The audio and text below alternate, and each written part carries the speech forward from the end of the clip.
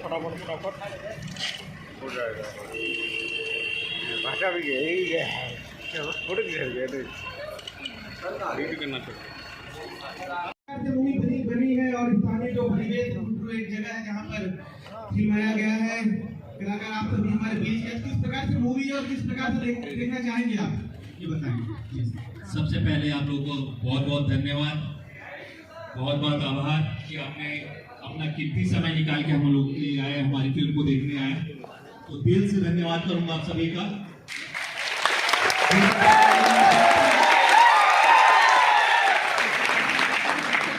कुछ फिल्म के बारे में ज्यादा नहीं, संक्षिप्त में आप लोगों को बताता हूँ। ये फिल्म दो परिवेश को लेके बनाया गया है, मध्य छत्तीसगढ़ और दक्षिण छत्तीसगढ़ को लेकर। तो इस फिल्म में आपको दोनों परिवेश को देखने को मिलेगा, छत्तीसगढ़ी और कहा जाए तो हमारा बस्तर का जो वो है कल्चर है वो आपको देखने को मिलेगा।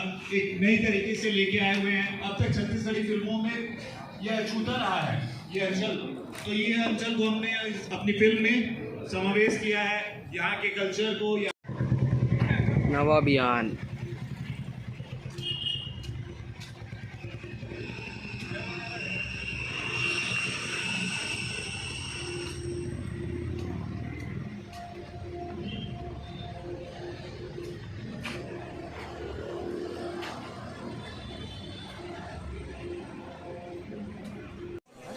खींचो खींचो